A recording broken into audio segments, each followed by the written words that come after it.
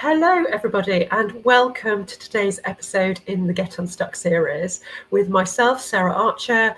I am a career and leadership coach, and I work with female leaders to create the kind of career success that is right for them. So whether that's helping them find their next leadership role, or whether it's helping them have more impact and influence in their current leadership role and build their leadership confidence.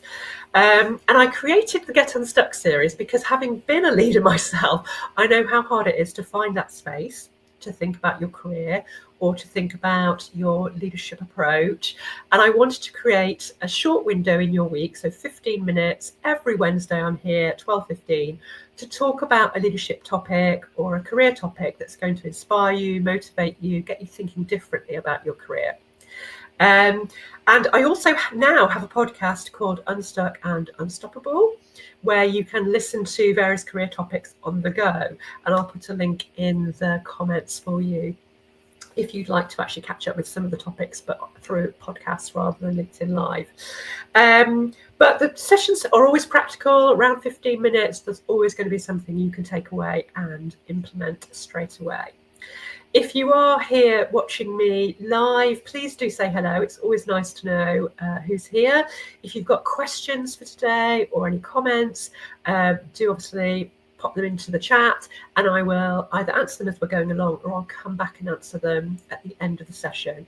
And if you're watching on replay, same goes, just put a comment or a question in the chat and tag me, and I will come back and answer it for you later. So let us talk about today's topic then, which is all about setting your intentions for your leadership career in 2025. Now, obviously, you can set your intentions, you can be intentional about your career at any point, but January is always quite a nice time to be setting intentions because you can harness the energy of the new year. You can recognize what you have achieved in the last year and be thinking about what you want going forward. I'm just going to say hello to Julia, who's popped a message in the chat. You're very welcome to be here. It's a pleasure to organise it.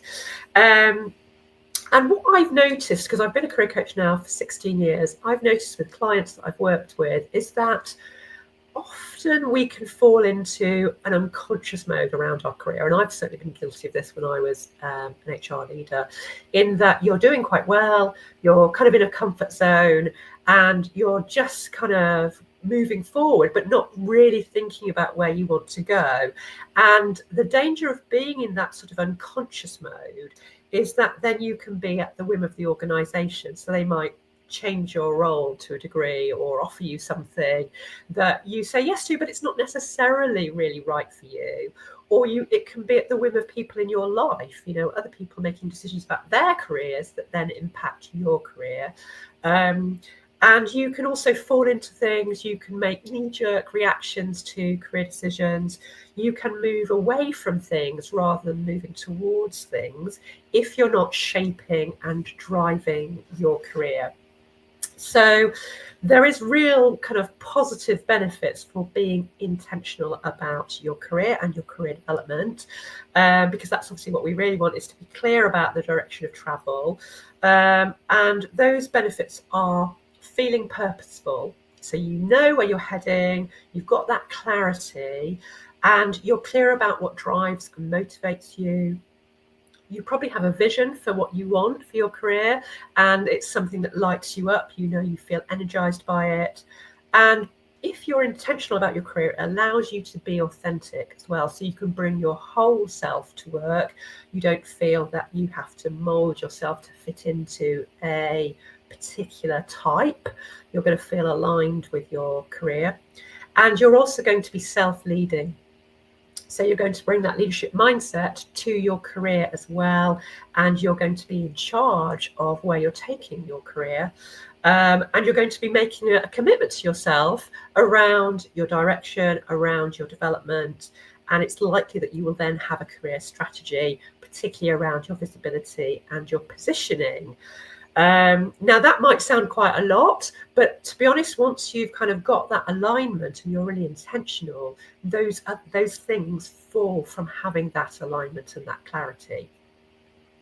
And obviously, like I said, if the opposite of being intentional is kind of being stuck in that unconscious mode where you're not really sure of yourself, and therefore you can sometimes feel you've got to prove yourself, or you're pushing yourself in directions that aren't necessarily where you want to go. And you can also feel unrecognised or unfulfilled, and you definitely can't answer that question, what next? When someone says to you, where are you taking your career? What do you want next? It's much harder to answer that. And it can leave you vulnerable to burnout and overwhelm too, because you're not following your agenda, other people's agendas, the organisation's agendas are taking priority. And I've got an example of that kind of unconscious mode to share with you. So I was recently having dinner with one of my neighbours, and she's very successful in her career. She's been doing it for a long time.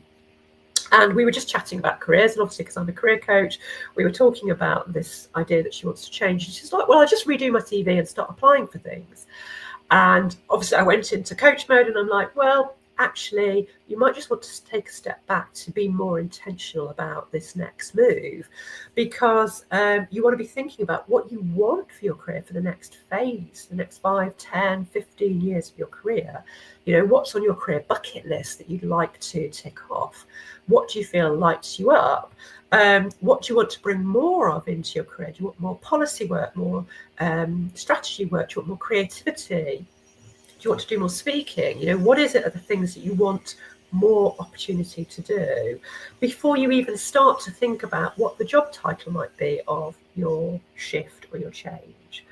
And so that really just helps her to think, okay, I need to approach this differently.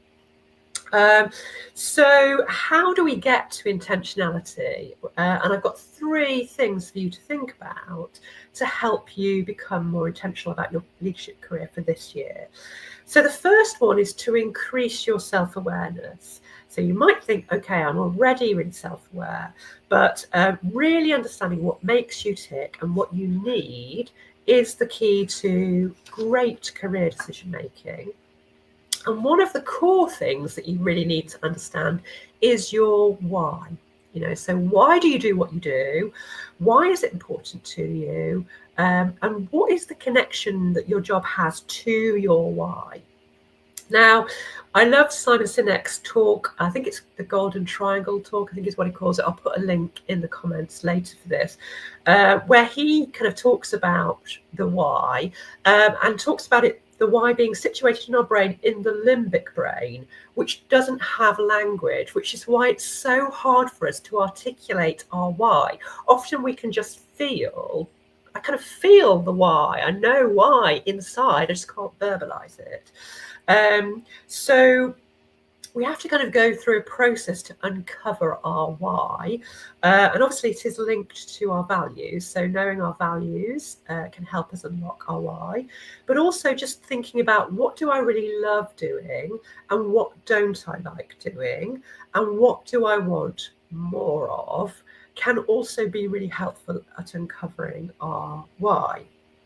And if you just made a list now or just after this session of what you love about what you do and what you don't like about what you do, that's going to give you useful information. Because if you can see, well, actually, what I love doing, I don't really get the chance to do that so much now. So maybe you love stakeholder engagement, but the stakeholder engagement part of your job has changed and it's lesser now. That's giving you maybe important information about bringing more of that in, intentionally trying to bring more of that into what you do. And if your list of things that you don't like is actually quite a significant part of your current role, intentionally then thinking, how could I reduce that and either delegate it to somebody who does like doing that kind of work, or find ways to shift in the role so that I don't have to do 70% of what I don't like. So it's just then uncovering useful information for you. And similarly, the what do I want more of can help you be intentional about bringing some of that into your current role. Or if that's not possible, knowing that your next role, whenever that might be, needs to have more of that, what you want more of within it. So it helps you to work out, what do I need to do differently? The second part is to develop your career success criteria. And I do talk a lot with clients about career success criteria, because often when we think about measuring our career success, we tend to think about it purely in the extrinsic markers, that kind of vertical kind of positioning of job title, status, pay, benefits, etc. And actually, those things are important, but we also want to be measuring our success by what we're kind of passionate about, what is going to give us joy in our jobs, and that's going to make us feel by the end of our careers we've had a really meaningful career. Now, the thing with career success criteria, they are very subjective and they're going to be different for everybody. So it's really understanding what it is for you that signifies career success for you. So it might be about having more impact or challenge in your role. It might be about having flexibility, being able to work remotely for 6 months of the year, or it might be about bringing more creative work into your career. Again, it's going to be linked to your values, certainly. But if you think, if I can achieve this, if I can have this blend in my career, then I know that I'm going to feel that I have created career success for myself. And then you can be more intentional about maintaining and developing those career success criteria. So just to give you an example, I'm going to share my career success criteria with you. Now, obviously, these are going to be very different to yours because obviously I work for myself, I have my own business. But just to give you an example of what you might want to think about in terms of constructing your career success. So mine are to work with motivated clients with a career story to whom I feel I can make a real difference, because one of my core values is about making a difference to other people. And I also want to work with people who've got interesting journeys. I don't work with people who are early in their careers. My second career success criteria is to have financial freedom, but to be a planet-friendly consumer. So obviously I want to earn a certain amount, but I don't want to overconsume. My third is to have challenge. So I want to be able to say yes to things that scare me, because I know that I am somebody who is at their best when they're pushed out of their comfort zone. And so whether that's doing a radio interview or doing lives or starting a podcast, I want to have that challenge in my career. My fourth one is to have the opportunity to learn. So I've done a master's in career coaching. Last year, I completed a year-long program to embed NLP techniques into my coaching practice. I want to always be learning new things to be able to share those with my clients and give my clients even a better experience. And my last one is to have the flexibility to blend work and life. I don't want to be restricted by the 9 to 5. So those are my criteria, and if I maintain them, I know that I'm going to feel that I've had a successful career, and they help me with decisions about what to say yes and what to say no to, and they help me if I'm feeling suddenly a bit adrift, I come back to those career success criteria, and they really help me being intentional in my business. So obviously yours will be different, but creating them for you will help you guide and navigate your career decisions, whether that's progressing in your career, moving out of your current role, or just bringing more enjoyment into your existing role. So we've looked at two things so far. So one is getting that kind of clarity about your career success criteria. The other one is understanding your why, developing your self-awareness. And both of those things then go on to help you answer what next for you. So once you've worked through those two things, it'll be much easier to think, okay, is my next the thing that I want more of in my career to move up, to maybe become a director, or is it to bring in more work on particular kinds of projects or challenges? Is it about change of organization? Is it about working 4 days instead of 5? Is it about getting promotion? Is it about a side hustle that I want to develop? Those answers to what next will be much clearer when you have got through the career success criteria and the why answers. And then what will happen is when you've gathered that information, you'll be able to develop a plan. And that can be a big picture plan, it can be quite a granular plan, but obviously having a plan will help you maintain your intentionality about where you are taking your career. And that could be just doing a check-in every month, or every 3 months. How intentional am I being? Am I managing to bring more of what I want into my existing career?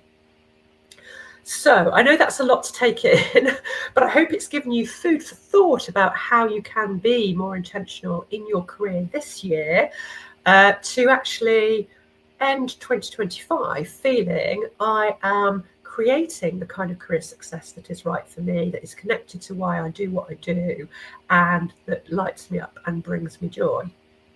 Now, I would love to know, are you currently intentional in your career, or are you feeling like you're in unconscious mode in your career?